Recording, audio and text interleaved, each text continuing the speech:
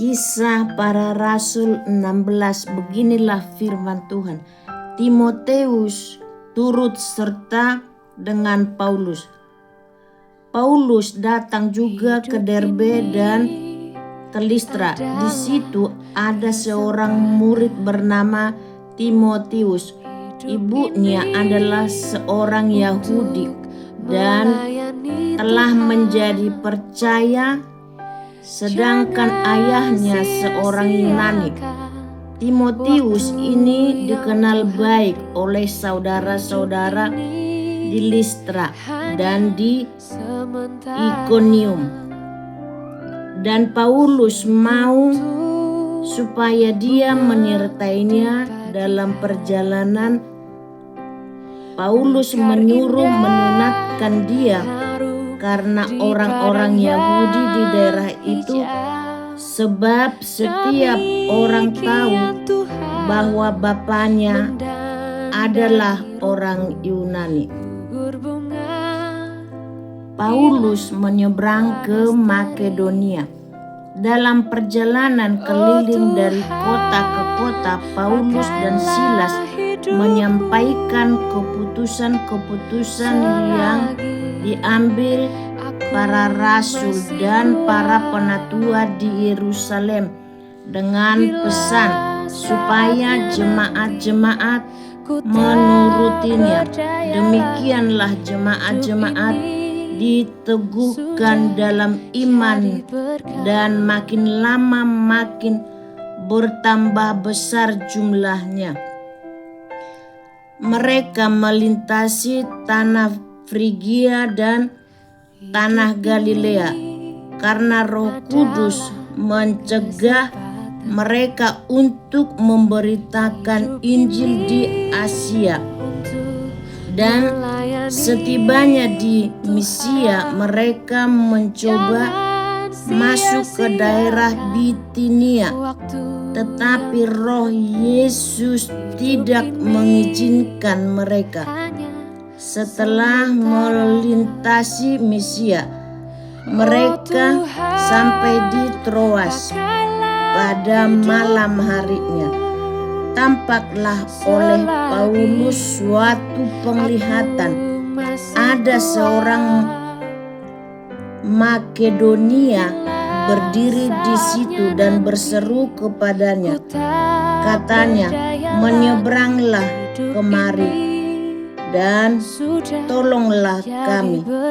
Setelah Paulus melihat penglihatan itu, segeralah kami mencari kesempatan untuk berangkat ke Makedonia. Karena dari penglihatan itu kami menarik kesimpulan bahwa Allah telah memanggil kami untuk memberitakan Injil kepada orang-orang di sana. Lalu kami bertolak dari Troas dan langsung berlayar ke Samotrake, dan keesokan harinya tibalah kami di Neapolis. Dari situ kami ke Filipi, kota pertama di bagian Makedonia ini, suatu kota perantauan orang Roma. Di kota itu kami tinggal beberapa hari. Paulus di Filipi. Pada hari Sabat kami keluar pintu gerbang kota. Kami menyusur tepi sungai dan menemukan tempat sembahyang Yahudi yang sudah kami duga ada di situ. Setelah duduk, kami berbicara kepada perempuan-perempuan yang ada berkumpul di situ. Seorang dari perempuan-perempuan itu yang bernama Lydia turut mendengarkan. Ia seorang penjual kain ungu dari kota Tiatira yang beribadah kepada Allah. Tuhan membuka hatinya sehingga ia memperhatikan apa yang dikatakan oleh Paulus. Sesudah ia dibaptis bersama-sama dengan seisi rumahnya, ia mengajak kami, katanya, "Jika kamu berpendapat bahwa aku sungguh-sungguh percaya kepada Tuhan, marilah menumpang di rumahku." Ia mendesak sampai kami menerimanya. Pada suatu kali ketika kami pergi ke tempat sembahyang itu, kami bertemu dengan seorang hamba perempuan yang mempunyai roh tenung. Dengan tenungan-tenungannya, tuan-tuannya memperoleh penghasilan besar.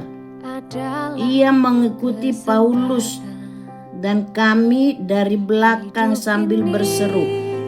Katanya, "Orang-orang ini adalah hamba Allah yang Maha Tinggi. Mereka memberitakan kepadamu jalan kepada keselamatan." Hal itu dilakukannya beberapa hari lamanya.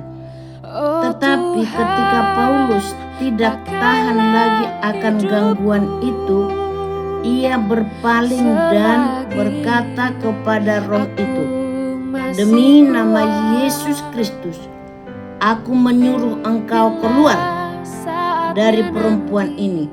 Seketika itu juga keluarlah roh itu. Kepala penjara Filipi. Ketika tuan-tuan perempuan itu melihat bahwa harapan mereka akan mendapat penghasilan lenyap, mereka menangkap Paulus dan Silas, lalu menyeret mereka ke pasar untuk menghadap penguasa. Setelah mereka membawa keduanya menghadap pembesar-pembesar kota itu, berkatalah mereka, katanya, "Orang-orang ini mengacau kota kita ini karena mereka orang Yahudi dan mereka mengajarkan adat istiadat yang kita sebagai orang Rom tidak boleh menerimanya atau menurutinya. Juga orang banyak bangkit menentang mereka. Lalu pembesar-pembesar kota itu menyuruh mengoyakkan pakaian dari tubuh mereka dan mendera mereka. Setelah mereka berkali-kali didera, mereka dilemparkan ke dalam penjara.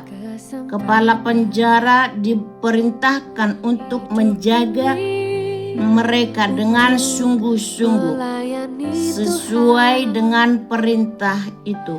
Kepala penjara memasukkan mereka ke ruang penjara yang paling tengah dan membelenggu kaki mereka dalam pasungan yang kuat. Tetapi kira-kira tengah malam, Paulus dan Silas berdoa dan menyanyikan puji-pujian kepada Allah, dan orang-orang hukuman lain mendengarkan mereka.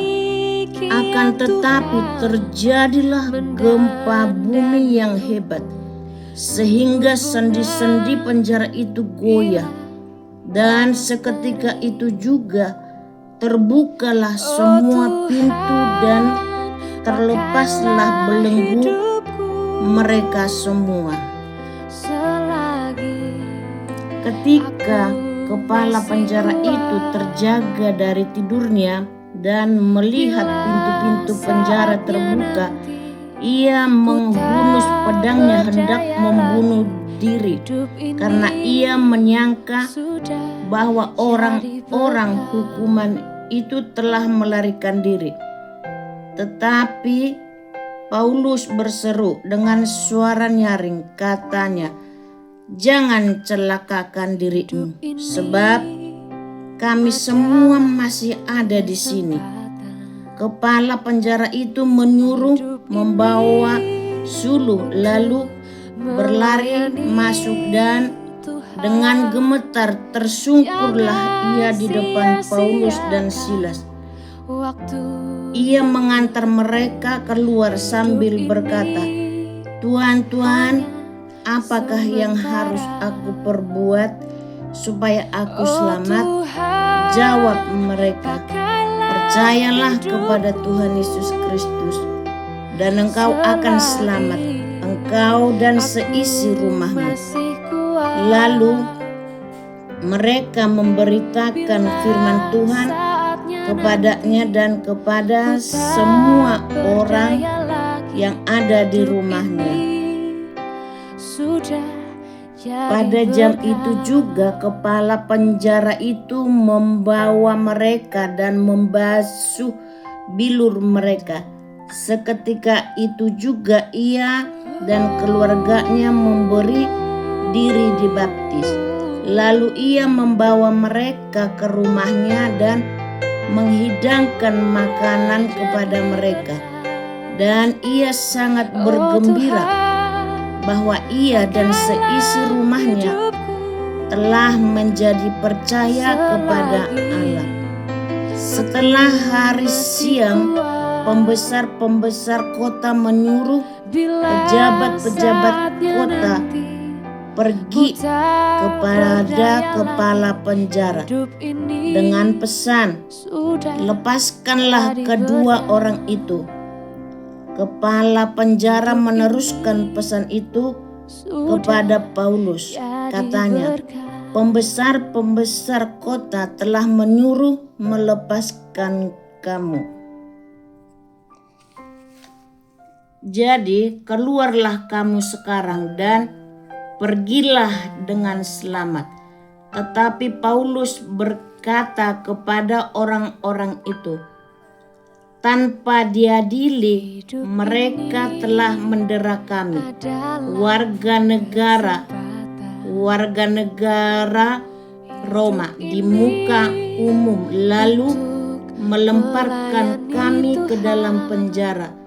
Sekarang mereka mau mengeluarkan kami dengan diam-diam. Tidak mungkin demikian. Biarlah mereka datang sendiri dan membawa kami keluar." Pejabat-pejabat itu menyampaikan perkataan itu kepada pembesar-pembesar kota. Ketika mereka mendengar bahwa Paulus dan Silas adalah orang Rom, maka takutlah mereka. Mereka datang minta maaf, lalu membawa kedua rasul itu keluar dan memohon supaya mereka meninggalkan kota itu. Lalu mereka meninggalkan penjara itu dan pergi ke rumah Lydia. Dan setelah bertemu dengan saudara-saudara di situ dan menghiburkan mereka, berangkatlah kedua rasul-rasul itu. Haleluya. Amin.